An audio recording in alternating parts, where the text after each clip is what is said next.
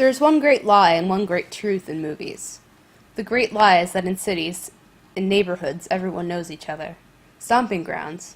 You can strike up conversation with anyone. Mr. Leibowitz the grocer, Mrs. Sanchez the hair cutter, Henry from down the lane, the pawn shop owner's son. People you see every day. You're bound to talk to them. Nothing binds you to these people, save for the environment. Sit next to a stranger for 5 days a week. Same guy. What will you say to them? Weather, news, politics. Hey, what book is that? Nice shoes. I like your ribbon. Hey, you have a mole like Marilyn Monroe, etc. You never say it. And if you do, what are the chances they'll continue the conversation? Remember, people want to be alone. This is America, of course, land of personal space. Or is it freedom? Freedom of personal space. Who knows, I've lost track. Either way, it's hard to talk to them, but easy to sit next to them complacently. I've grown tired. The city is the center of anonymity. You watch a movie about the city and you see the hustle and bustle of it all. Still no one talks to you. Interaction is reduced to bumping into each other. You might get a reaction out of that. The great truth only came about when someone wanted to show what a great lie the lie is. I'm done with it. I want to leave. My friends don't understand. They accept it. They tell me to accept it. But I can't. I won't. That's defeatism. I want to flee. Search. Find a place where people, strangers, greet you. Strike up conversation without trying to sell you something or ask for money. The city is too big. The suburbs go on forever and closed. And then I remembered the country. Small towns, communities of people huddled together to protect themselves from the vastness of geographic solitude. That's the place for me. My friends told me I was mad. Places like that don't exist anymore, they said. Clearly they were jaded. But they liked the idea as a break, and maybe I did too. We left. We arrived in Anytown, USA. Immediately I got out and explored the land. It was desolate. No one was outside. Only cars that passed through or stopped for gas. It felt like a wasteland. I searched desperately and found nothing. Meanwhile, my friends kept to each other and enjoyed the break. I was on my own. I looked around, and I felt more alone here than I did in the city.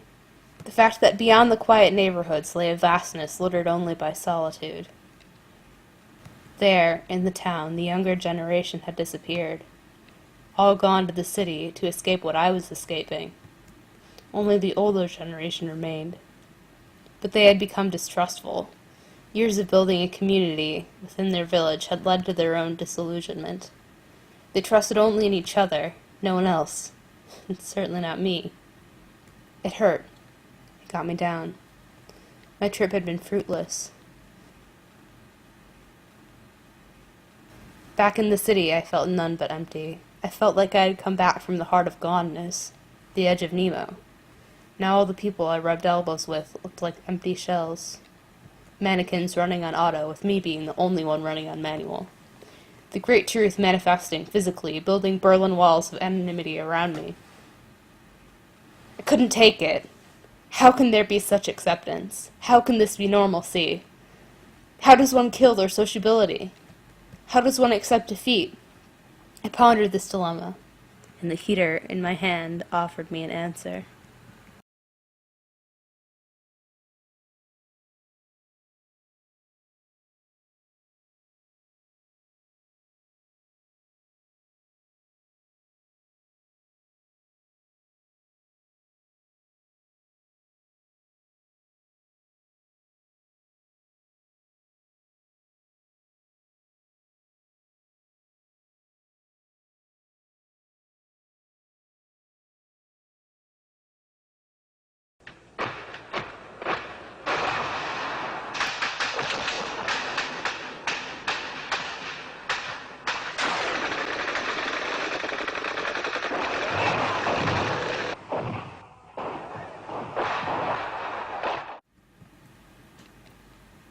I got nothing else to say. I've done all I can now, and I'm still not through. I've made a dent, and now a call to collectivity will be sounded. Is this the only way to wake everyone up? To make everyone aware. Maybe everyone's trying to be like him, moving through endless space without any idea of what's around you. A world of endless noises, hints of things, but not enough hints to know what they are or make you care. I feel sorry for him. Well, everyone's trying to be unaware. He's just trying his best to do the opposite. Just like me. I know what it's like. Maybe we're kindred spirits. Maybe we're meant for each other. All we have to do is make contact.